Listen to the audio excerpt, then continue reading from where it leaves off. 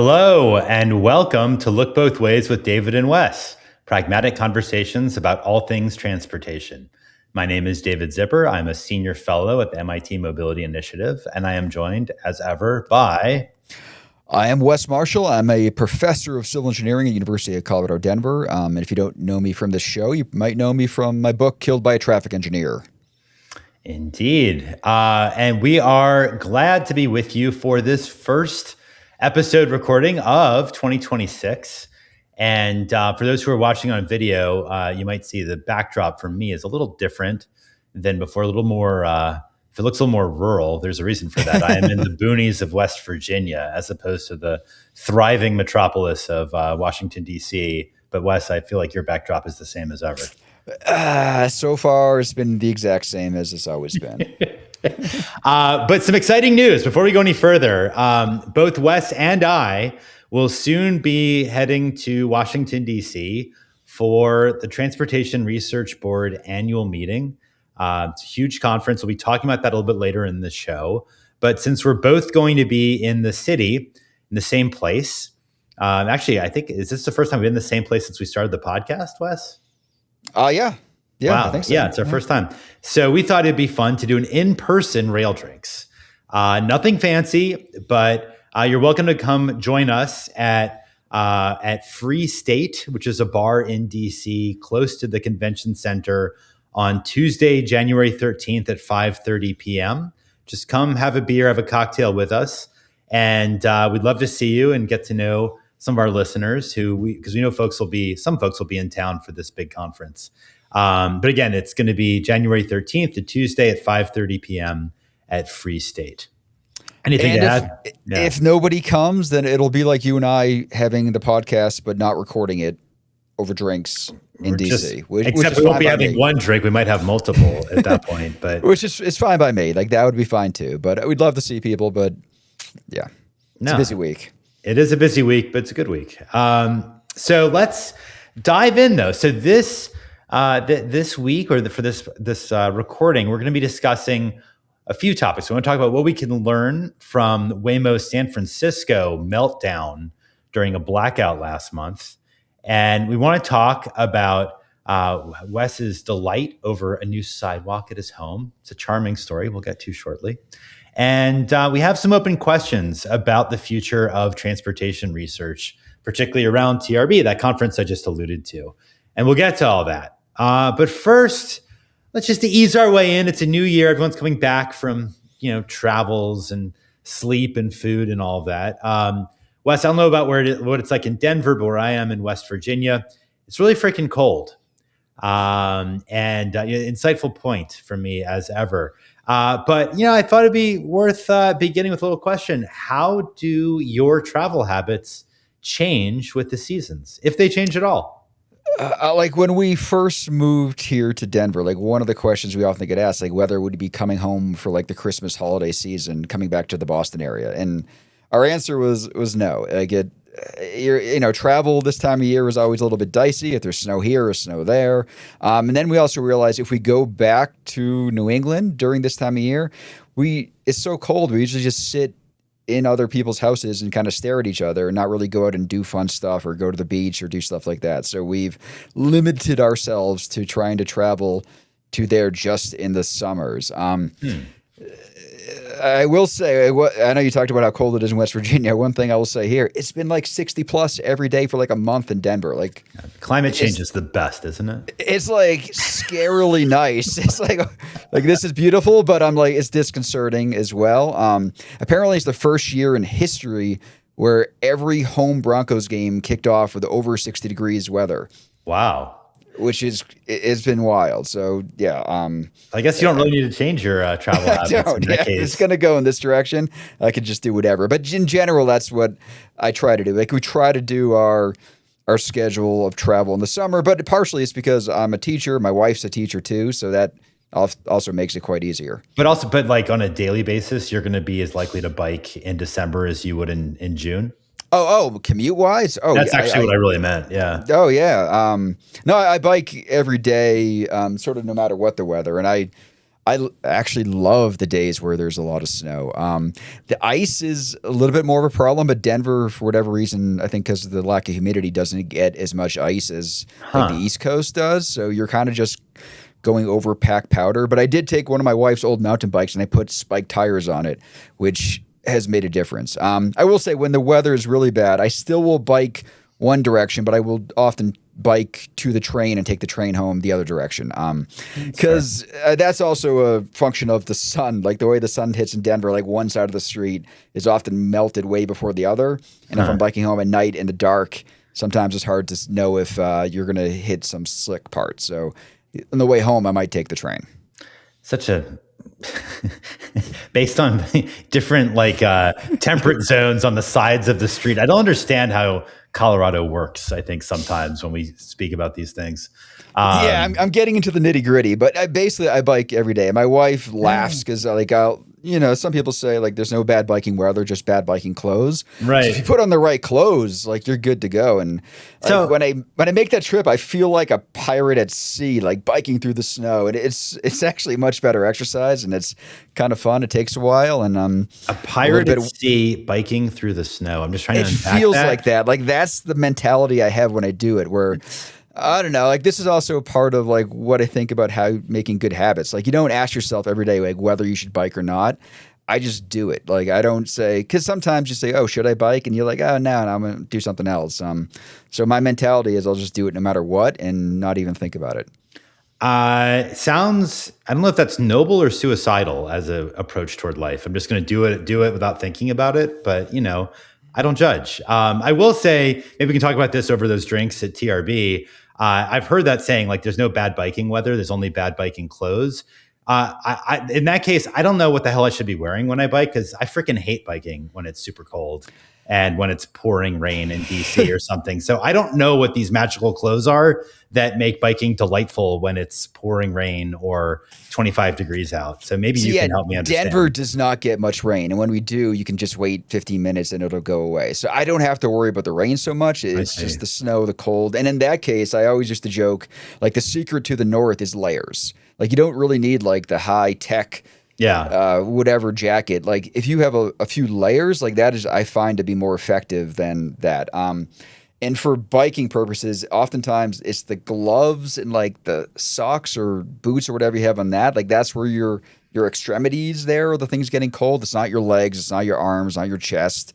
Like maybe your nose or sometimes I get home and like I have weirdly long eyelashes, so like my eyelashes will be covered with ice when I get to my house. That's weird. I do have a prominent nose, so maybe that's part of my problem. But we don't have to keep going down this rabbit hole as we discuss our strange physical deformities and eccentricities. But I'm glad that you're biking 12 months a year, even if I am not. I did get one bike ride in this week because it warmed up a little bit in West Virginia, and I have a nice gravel bike out here. But that's awesome. Yeah, that's a different kind of biking, right? It is. I love it. I only got into it sort of relatively recently, actually, but it's a hell of a lot of fun. All right, should we do word on the street? Yeah, let's do it. All right. So this is the section where we discuss a transportation issue that's in the news, and this week we want to talk about robotaxis, which we've talked about before in several episodes, but specifically. There was a bit of a meltdown in San Francisco last month, and I'll give some context, and then we'll unpack it and maybe look for some lessons. But suffice to say that on December 20th in San Francisco, there was a little bit of I guess a transformer went down, and there was a partial blackout. So that's obviously a big problem. It's a foreseeable kind of problem. Blackouts are not that rare. But Waymo's really struggled to handle it. They were malfunctioning across the city. Specifically, there were many documented cases and videos of them basically halting, freezing, bricking, whatever term you want, at an intersection, a four-way intersection with flashing lights, and in so doing, blocking traffic all around. What they should be doing is if they can't continue on, they should be pulling off to the side of the street, out of the way, or maybe going to some sort of parking spot that's out of the way with a remote operator guiding them there. That didn't happen in many instances. And there was particularly concerning. There was a report soon after this incident on December 20th from a San Francisco supervisor that the Waymos actually blocked the San Francisco Fire Department from reaching that transformer fire. So I haven't seen that confirmed afterwards, but this was reported in a major newspaper. So it seems like a real issue, and it's certainly concerning. So since then, Waymo has said they're updating their fleet, so it won't happen again. This is often what Waymo does when something goes wrong. They say, "Oh, we're learning. We'll get better. We'll make sure it doesn't happen again." But it is true that a few days after this sort of meltdown on the 20th, there were really bad storms in San Francisco, and Waymo took its entire fleet out of service again, which I think raises some questions we might get into about the resilience of robotaxis. There's a lot here and a couple of topics I'd like to delve into, but I think that's enough to at least get us going. And Wes, I'd love to hear if you see some lessons here or some flags that you think are notable. Well, in all that, I think one of the key words you said is foreseeable. Like, this was a foreseeable thing. Like, the power going out in, like, what, a third of the city? Like, that happens sometimes. And it's not like this was the zombie apocalypse. Like, this wasn't a fire or earthquake or massive flood. This was something that you kind of expect is going to happen. So to me, like, I think one of the clearest takeaways is that autonomous vehicles are not independent of like the city infrastructure. Like, they rely on functioning traffic lights, power, communication systems much more heavily than human drivers do. So a normal human will treat those signals as a four-way stop. And Waymo's default is to do that. But in this case, I guess the scale of the blackout meant that they had to, they had hundreds of vehicles waiting for confirmation from Waymo to proceed. So they were just stuck. And that's when it gets into the update. Like, oh yeah, we'll take care of it with an update. I don't think this was a software issue necessarily. Like, that's like it's a good message. Like, oh, we'll do an update and then it'll be fine and everyone can breathe easy. But I don't know that this was necessarily a software failure. One big sort of spotlight that this incident has placed is on this sort of shadowy role of remote operators or teleoperations, which nobody has really understood.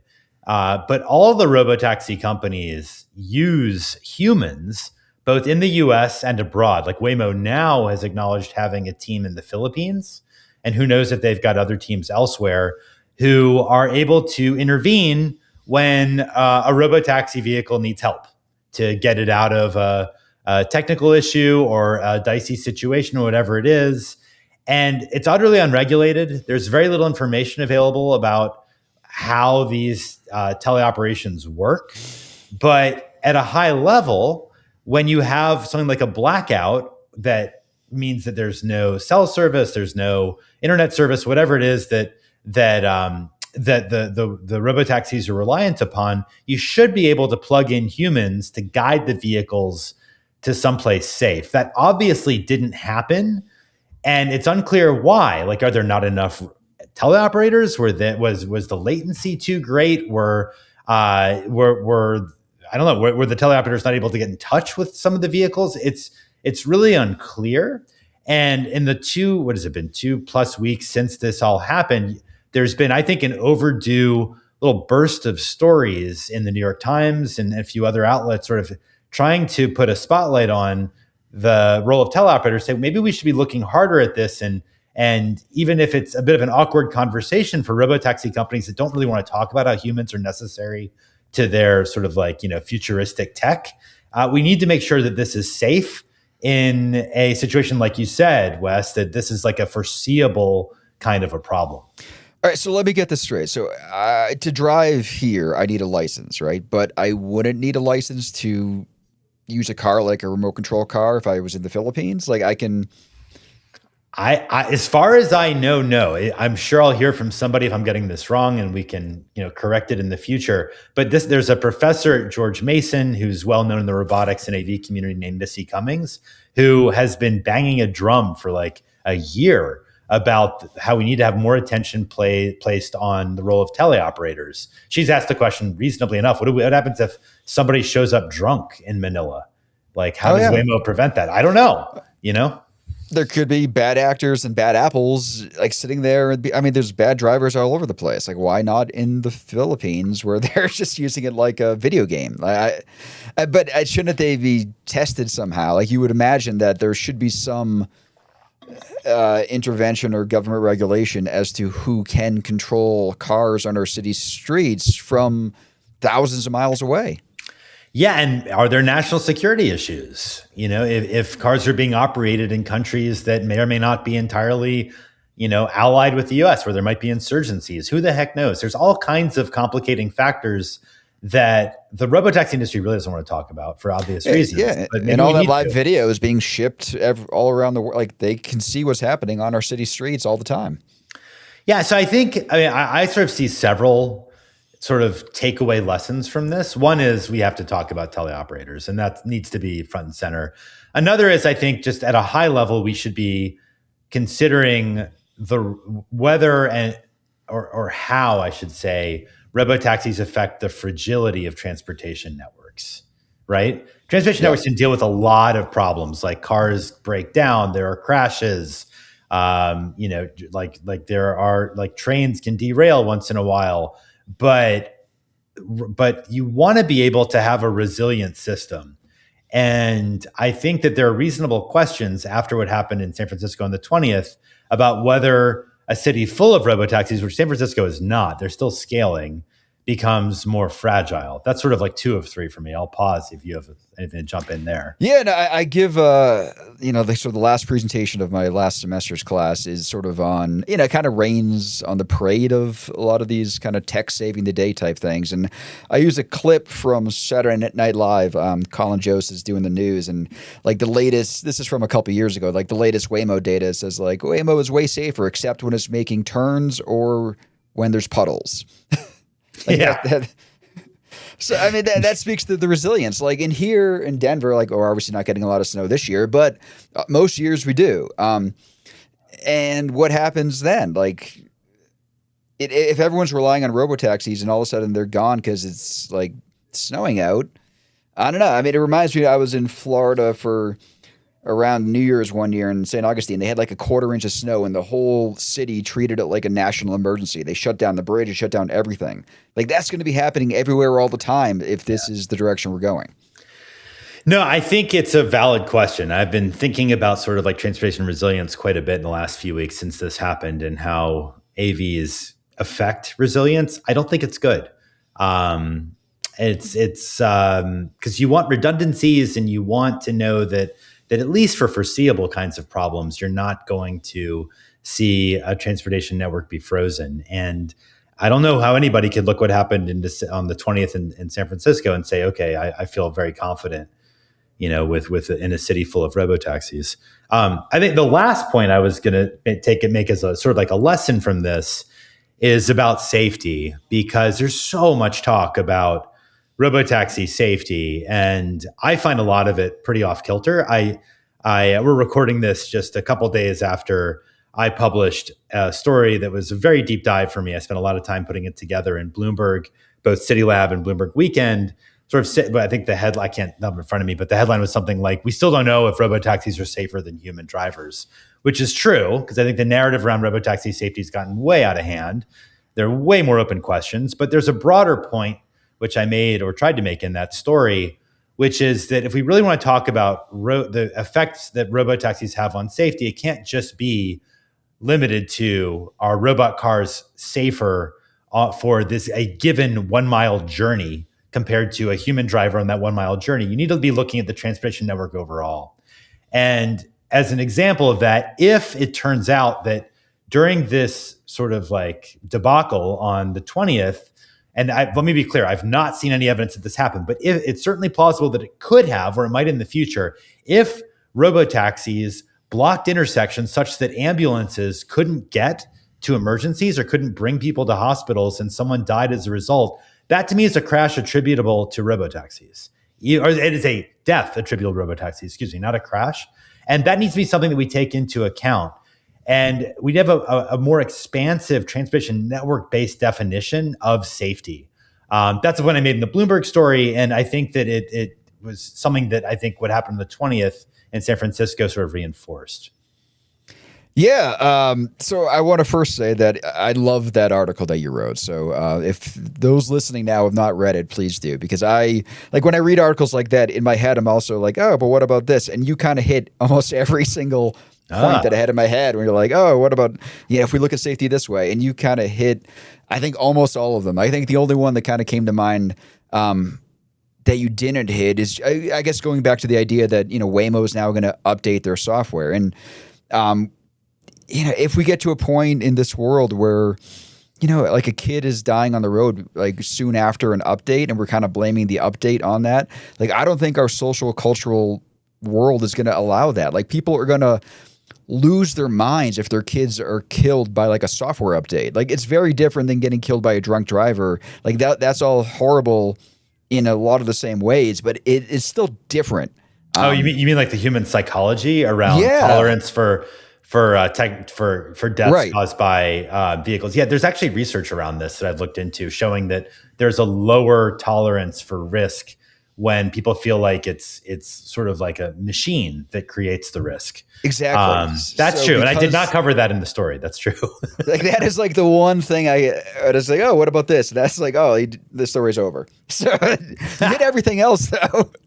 No, look, but even those bigger picture, like looking at safety more holistically, because, you talked about the idea that people are going to like maybe move from transit to Waymo. So like we need to kind of account for that safety difference as opposed to just like overall car drivers versus Waymo drivers. But I mean, you could also imagine taking into account the fact that, people that take transit, there's research showing that they're healthier, like they walk more and that sort of stuff. And that goes away. So like long-term mortality of people that get less exercise, I mean, it's hard to attribute that to AVs, but that's a part of all of this too. And when you think about mortality more holistically. Yeah, I think it's worth providing a little bit of context for those who aren't as steeped in AV discourse as you and I are. But the AV autonomous vehicle safety discussions have really revolved for years now around this simple question of will a robotaxi be more or less likely to crash on a given journey than a car operated by a human driver? Full stop. It's a one-to-one comparison. And it's not apples to apples. It's like not. No. Well, first of all, there's all kinds of issues even at that, looking at that analysis. And I won't go into it because it's all in the Bloomberg story if you want to read it. But like, it's unclear, frankly, whether Waymo or other companies are actually safer by that metric. But what really matters is not simply a narrow comparison between human and robot-driven journeys of a given distance or on a given route. You really need to look at the overall transportation network effect. And that's what you're talking about, Wes. Like, because robotaxis, they're really pleasant to be in. They induce more driving as a result because they're nice. We've talked about this, and that could have a whole host of effects. But, even if every individual robotaxi trip is safer than a human operated one, if you have more driving, you have more risk. Even if it's every individual mile is safer, collectively, you could have more risk, especially to your point, if there's less transit use, which is so safe in comparison. So this is really why I wrote that story in Bloomberg. I actually this is unusual for me. I had many people or several people who I respect who are professors or are transition advocates asking me to write this because they were so flummoxed by this sort of like generalized acceptance among the public that Waymo is now safer than humans, and we're going to see crashes fall as robotaxis scale. And I kind of spent the time to put this together because I wanted to provide material and an explanation for those who sort of sense that that's not the full story and are actually right. I was trying to provide more of a thorough debunking if I could. Yeah, there's so much in transportation that we do. Like when we try to solve one problem, it leads to another. In safety, like I always use the term crash migration. Like if I turn a through road into a cul-de-sac, you're probably going to see better safety on those dead ends, but cars and crashes might move out to the bigger roads. And overall safety might actually be worse when you're looking at it more holistically.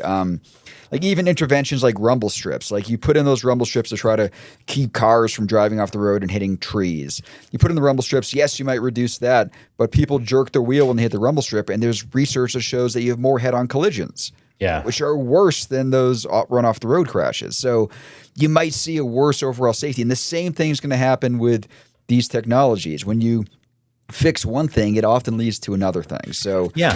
The other thing I want to say is I love that you were able to sort of respond more formally to sort of your nemesis, that guy who wrote the op-ed on. Oh, that guy, the neurosurgeon / Yes. venture capitalist Yes. who wrote that Yes. op-ed in the New York Times. It made me so happy to see your. I don't think response. did I didn't actually name him in the story. I think I just had a link to his sort of like Panglossian you mentioned him. version of AVs. I mean, I'm not a fan of that op-ed, but my word is out. Look, I that story's been out for like 48 hours now. It's bounced around a ton. It's frankly gotten more attention than anything I've written for a couple of years, it seems like. So I'm glad I was able to put it out there. But it's enough about me. We should go to Roundabout. This is because I want to hear from you, Wes. For those who are new, Roundabout is the part of our podcast where Wes and I each choose a topic to discuss. This week we'll be talking about the hidden power of sidewalks and the future of transportation research. And Wes, you're up first because you've had an exciting interaction with sidewalks in Denver recently. Let me, I guess, put that on the back burner for a second. So to start with, a lot of my research ideas come from things in the world that annoy me. And like sidewalks have long It's the same for me. my journalism, by the way. When I get pissed off, it often leads to my writing. Yes, but go ahead. Exactly. Yeah, go ahead. Yeah, so sidewalks have annoyed me because, I mean, when you look into them, it shines a light on the huge disconnect at the heart of sort of transportation planning and engineering, because pretty much everyone walks, and sidewalks are fundamental to that in a long list of ways, like safety being one of them. Yet we've long focused on like hoping things like Waymo are going to fix, or whatever shiny new tech there is, are going to save the day. So as a result, sidewalks are treated as an optional afterthought. If they're broken, if they're fragmented, if they're missing, whatever, the thinking is that whatever you have is good enough. I guess what I found even more annoying was the fact that most cities put the onus on sidewalk repairs on the adjacent property owner, like Denver included at the time when I moved here, which that was a shock to me because coming from Massachusetts, where most cities, including Boston, have long been maintaining and repairing public sidewalks. Other than the fact that once you get outside of the real cities, like sidewalks are kind of rare in Massachusetts, the problem wasn't about the maintenance and stuff. And when I got to Denver, like, it was this weird free-for-all. So if you had a problem with your sidewalk, you asked the city and they would let you know, you got to fix it. We actually had a property owner's do-it-yourself guide where they basically, one of the pages I remember, they say, go to Home Depot and rent a masonry rotary grinder and like carve your sidewalk lip that's too big. And I was like, this is insane. Like, how will they fix a pothole in like 48 hours? And it's not just Denver, to be clear. I think most cities it's not are just like Denver. that. It's most cities. Yeah. And that's when I started down this research path of, I've done a lot of research related to sidewalks. I don't want to go into all of it now. So I guess before I get into what Denver has done, I guess we can start with your thoughts. Like, if sidewalks are so important, like, why are they nobody's job? So I've actually written 2 stories about sidewalks. I don't even know if you know this. Like, I am with you. I think Perfect. sidewalks are like, you didn't know that? That's hilarious. I read one of them because you know one of them? Yeah. I read the one on Denver because when you talked about what we're going to talk about today. Yeah. But I wrote one actually, like, I don't know, 4 years ago about the need for like big sidewalk because they get so neglected, in part because there's not that much money to be made really from repairing sidewalks or installing them, unlike from selling cars or even selling trains. There's a big transit vehicle industry that's going to be lobbying for money in that way. Or putting in highway interchanges. Totally. We can always find money for that. Totally. Like that's totally. No, it's really true. And sidewalks are so essential because everybody uses them. Like you're the first, like if you want to get to transit or from transit, you'll be walking a little bit of the journey, at least on either end. You want to get to bike share, you got to walk in some ways. Like sidewalks are just essential. And I think from what I could tell in my research, outside of a few, like usually northeastern cities, they are very neglected because, as you noted, it's really up to the abutting property holder to take care of them. And the people who suffer from that the most, unsurprisingly, are low-income minority residents because they don't have the money to do the repairs. And of course, the value of a sidewalk network is the network. So if you have a few terrible sections of a sidewalk, the entire line or the entire block kind of sucks. So I am with you on saying that sidewalks are unheralded, but really essential for having a successful transportation network. Yeah, no, those are great points. And I will say, when I first got here, I was teaching a GIS class at the time, and I found this amazing GIS layer of sidewalks. And GIS is a computer program where it visually shows you sort of where all the sidewalks were in Denver. And in 2009, this was a rarity. I hadn't seen any other city do that sort of thing. But one of the interesting things was that this was one of the few layers that the city was not updating. They'd done it in 2003. They kind of just left it. And when I asked them, off the record, they said to me, it's well, our city attorney told us not to update it because if we know where the problems are, then we're liable. So they purposely kind of stuck their head in the proverbial sidewalk and pretended not to know where the problems are. And that's when I started, oh my God, this is a problem. This is why we need to do something just so different than what we're doing now. Yeah, that makes total sense. So tell us what's happening in Denver. Yeah, so Denver was going down that path for a while. They tried to do some, smaller scale things to get some money to fix the sidewalk problems because they finally did start collecting the data on sidewalks. Our regional MPO, Metropolitan Planning Organization, started doing that. This is probably 2015, 16, 17. But we didn't have enough money to do it. They started putting some money towards it. And I did the math. I remember the amount of money they were putting into it, it would take them, I think, 237 years to finish the sidewalk network if they kept on that path. But one of our local advocacy groups, I think it might have been Denver Walks at the time, they kind of became the Denver Streets Partnership. And Jill Lockentori, her group, put it on our ballot where part of your I guess it's not part of your property tax, but it's part of your kind of municipal services fees would go into this sidewalk fund. It was on our ballot. It won. I think it got 56% of the vote, which is pretty high for these sort of ballot initiatives. And that was probably 2022. They finally kind of figured out the math of how the program works. So I think I now pay $75 twice a year, so $150 a year. And now they're going to use that fund to start putting in sidewalks. Well, they're bonding against it, right? They're bonding against it. Yeah, hundreds of millions of dollars, if I'm not mistaken. Something like $800 million. Yeah, it's a huge amount of money. Right. So within, I think, a week or two of me paying my $75, they put a new sidewalk literally in front of my house. Wow. No, I find this really exciting. I think it's important. I did write a story about Denver's sidewalk program because I think it's so innovative. Just to be really clear, Denver is the first major city in the country to do this. There have been a few small towns like Hudson, New York, I believe, is now sort of taken on. Did Ithaca sidewalks. too? Maybe Ithaca too. Yeah, a couple in upstate New York. But Denver's the first big city to basically say it's no longer up to property owners themselves to do it. The city's going to take the responsibility and just tax everyone automatically. It's early days, but it seems like this is exactly the right kind of approach to really upgrade a network citywide. Yeah, the only way it was getting done before was through lawsuits related to the ADA, so the Americans with Disability Act. Cities were losing those lawsuits or settling them. And LA just is putting $1 billion each year towards ADA-related things. But with that sort of intervention, it's focusing on the curb ramps, not the sidewalks. And that's when you have the problem of you have these amazing ADA-compliant curb ramps with no sidewalk attached to it. It's what are we doing? In Denver now, I could quibble with the fact that my sidewalk wasn't bad before, it wasn't terrible, and there was a lot of other sidewalks that really needed to be prioritized before mine. But at the same time, they're out there doing stuff. There's a whole team that was hired, right? Didn't they hire a whole team in the city? Yeah, it's great. No, the other thing that I think is sort of encouraging about all this, or actually it's the reason why I wrote this story, I think it was in February of last year, is as far as I know, Wes, the feds aren't contributing $1 toward this. It's all local dollars, isn't it? Yes. So for folks who are thinking how can you improve a city's transportation network at a time when the federal government is not really supportive, and when even states are sometimes struggling to find money.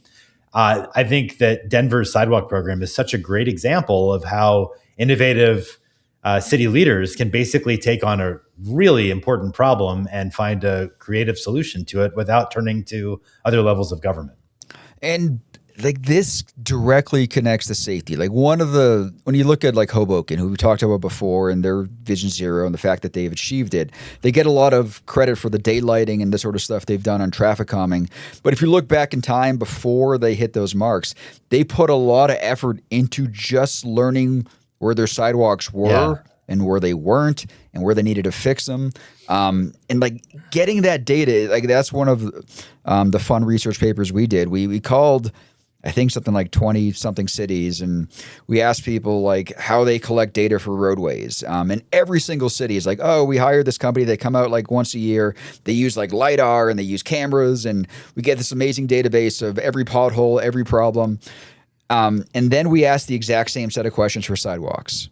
Yeah. And like 95% of those cities were like, it's complicated. And most cities don't know anything about where their sidewalks are. So that is the first step. Like just getting that raw data, like where are your sidewalks? Where aren't your sidewalks? Yeah. Start there. And it can lead to Vision Zero. Like that's when you connect it to Hoboken. Like that's where we have to start. Not with Waymo. Sidewalks before Waymo. I think that's a good note to end on. All right. Should we talk about TRB? Let's do that as well. That'll be fun. Yeah, well, this will be more of a joint conversation. I guess I'm kicking it off, but I definitely want to bring you in quickly on it. So, Transportation Research Board is an august institution of the National Academies. It goes back to the 19th century, and it's really sort of like the entity that has for a long, long time guided transportation research in the United States and increasingly around the world. So their annual meeting, which is coming up just next week in Washington, D.C., attracts historically about 13 or 14,000 people. At least that's in the last several years, which is enormous. It's the biggest gathering of transportation researchers in the world. And it goes back to 1920. So it's not new. So who's actually coming? It's a lot of academics, certainly a ton from North America, but a lot from around the world as well. Many grad students, a lot of consultants, some elected officials. And what actually happens, there's lots of presentations about research. There's a lot of networking that takes place, sharing of ideas. There's often some speeches from public officials. Since it's held in Washington, often U.S. Department of Transportation people play a major role. But I mean, Wes, you've been going to TRB. I've been going to TRB for probably about a decade. But you've been going longer, and you're actually like a pure researcher in a way that I'm not. So I'm curious if you want to share sort of your perspective, what happens behind closed doors at TRB. Feel free to jump in. I've been going every year since 2005. So whoa, you just dated yourself right there and made yourself a real nerd, but that's okay. No, so I mean, I think there wasn't an in-person one in 2021. So I think this is my 21st TRB for me. All right. But I mean, I'm at the low end of the totem pole. If you talk to some people there, they've been there for like 50. Because like you said, it goes back to, I think the first meeting they had was like 1922 or something like that. Well, why do you always go? Why do you keep going year after year? Because it's not cheap. You pay a good bit of money to go. It's gotten more expensive. Like the joke is, this is where I see like 14,000 of my closest friends. But 10 years ago, it was like 7,000, 8,000. Like the number keeps going up. But like for people that are kind of in research, like for me, going through the tenure process, like you need to publish papers. And this was like the place for transportation research to do it, to network is part of it, but this is sort of where the research in transportation coalesces, where people from all over the world, like I'll see friends from like Canada and Australia and Europe and all over the place are all in DC.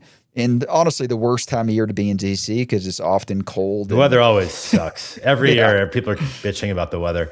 But and just to be clear, for those who are not in research or haven't gone before, I mean, there's got to be hundreds of sessions on everything from, bike lanes to asphalt composition to autonomous vehicle engineering to whatever else under the sun you might be thinking about, maritime transportation.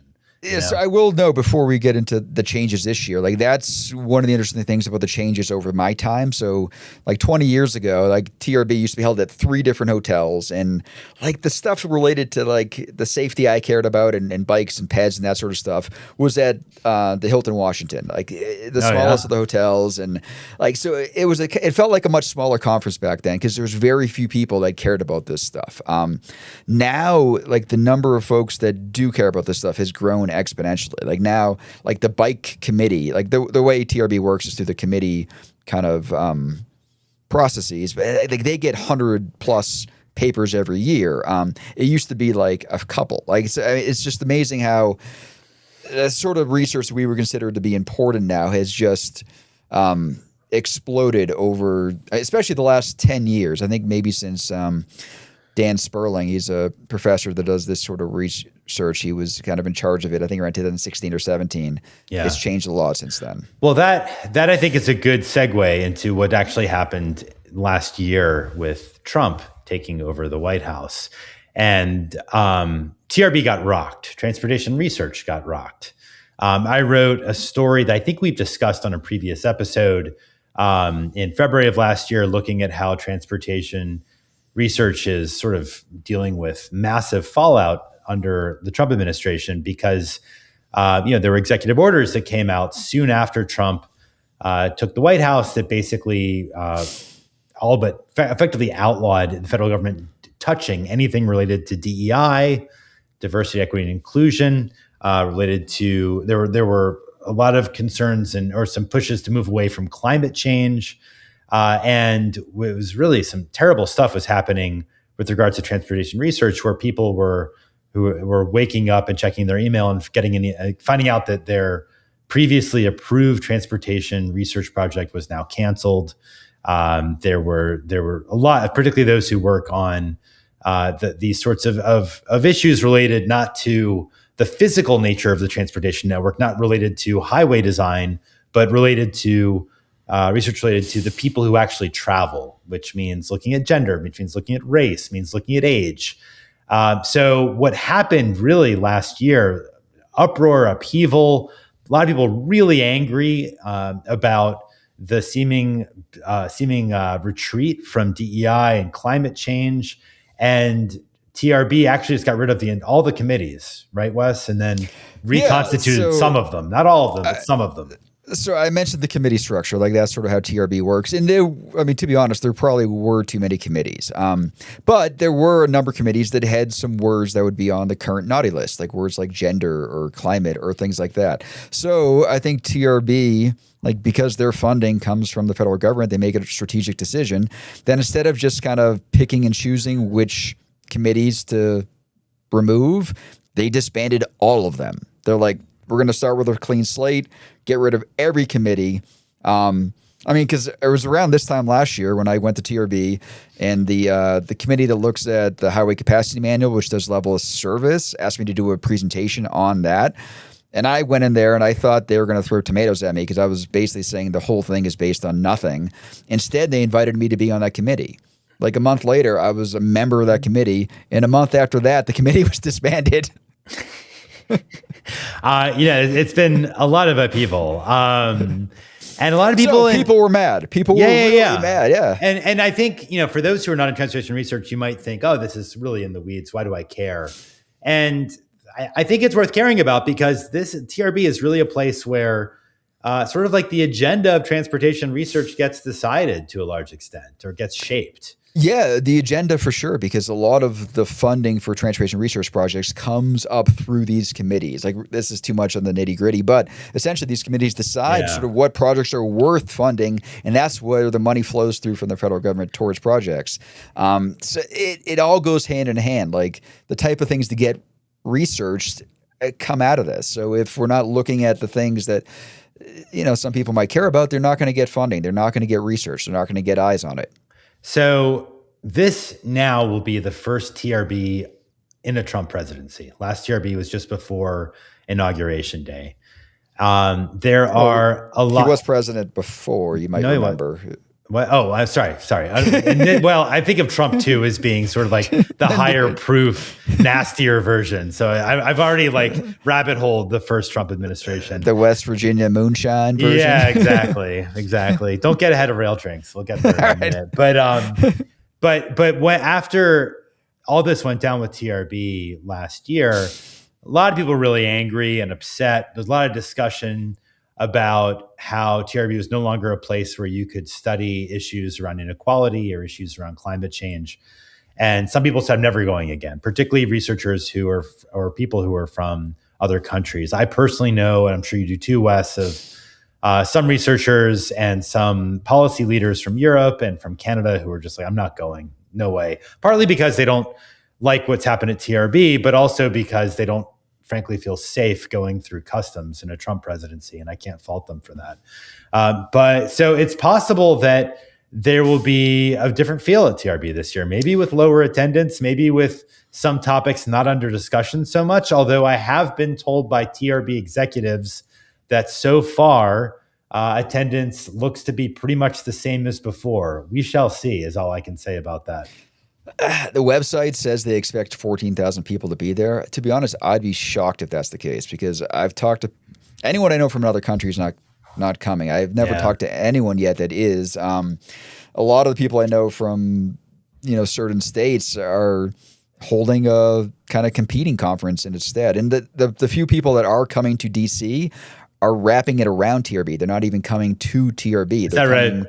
Yeah, before. So I'm having lunch with somebody on Monday, and she's not coming to TRB. She's just there she's come to TRB probably as long as I have, but she's not coming this year for those reasons. She's just around. Yeah. No, I mean, we shall see. And it's probably worth doing a call out, because you're right, Wes. There's at least one sort of alternative event that some unhappy ex-TRBers have put on to make sure there's still a forum to discuss some topics that are apparently now verboten. So like equity, frankly. So there is an event called Crossroads, a transportation equity and justice convening, which will take place at TRB right afterwards in Washington, DC. I think it's like Thursday and Friday. Don't quote me on that, but maybe in the show notes, we can put in a link to that for those who might be curious. I don't know what to expect next week, honestly. I'm very curious. I'm trying to be an optimist about it, because I'm trying to view what are the opportunities here. And one of them is historically, the safety related committees at TRB were really old school. They didn't like a lot of what I would consider to be good transportation research that was looking at the right things, and those committees wouldn't let those papers through and get published. Given the reshuffle, when I was looking at what committees, I had to go through this process of kind of picking your top 3 committees you wanted to be on.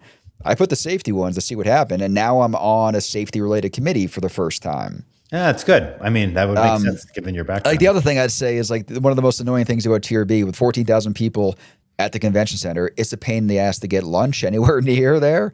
So I'm hoping with less people that I can have my pick of. Well, that's what really matters, Wes. That's the most important thing. Along with, again, I'm going to come back to this, our in-person rail drinks on Tuesday, the 13th at 5:30 at Free State. Wes and I will be there hanging out. Come get a drink. It's nothing formal. We're not going to have food and stuff. We're just literally going to be there yakking, and we welcome our friends and audience to join us. With that, we always like to end every episode with rail drinks, because we record this live, although we don't really edit it. This one is actually not live streamed, but it's still going to be just sort of put together on the fly. We always like to end each episode with a toast, because we record them in the evening, and that's what rail drinks is. So, do you have a beverage at hand, Wes? I do. I have. It's from a brewery called Station 26 Brewing. It's right near where I live in Denver. It's one of the places that got a hold of an old fire station, like old Station 26, back before that was cool. They started brewing their own beer, and they started doing the early food trucks there every night, and it's still in business. A lot of breweries have started to kind of head out, but this one's still there. So Station 26, this is their probably their most popular beer, the Juicy Banger IPA. Nice. And it's a great place, right in the neighborhood. Everyone likes a banger. And I'm in West Virginia for the first time doing this one. So it feels appropriate that I have a West Virginia alcohol. I'm actually channeling you. I actually got bourbon this time. Look at you. Swilled Dog, hand bottled in Upper Tracy, West Virginia. Swilled Dog, ladies and gentlemen. It's really freaking delicious. I've had it. So that's actually good. Batch number 1, bottle 327. So I will simply say cheers and welcome to 2026. Ooh, that's tasty. It's got a kick, but it's tasty. And that brings us to the end of our first episode of the year. We are delighted that you joined us for this episode. If you enjoyed it, please do leave a rating, give us a review, tell a friend, and hit subscribe also. That way you'll know when new episodes are coming out. We hope we'll see some of you on the Tuesday the 13th at Free State. But if not, we'll be doing our next episode. This will be a live stream on YouTube, and you can subscribe there to get alerted when it's going to be happening. It'll be on Wednesday, the 21st of January at 6 p.m. Eastern. We'd love to have you join there. And in the meantime, feel free to get in touch with us through our email, which is lookbothwayspod@gmail.com. We also welcome your questions, which we'll get to as many as we can in future episodes. You can reach me at davidzipper.com, and I have a newsletter there you can sign up for. And Wes, I'll just give them your website if that's all right. Is that cool? I'm just realizing that bourbon must have been strong because you were having a hard time getting through the beginning of that sign off there. Shut up, Wes. His email is whatever it is. It's his website though is wesmarshall.org. We're both on Blue Sky. You can find us there. But with that, I will simply say again, thanks for joining us, and we'll either see you in Washington in a week or we will talk to you through the next recording in a couple weeks. But thanks for joining.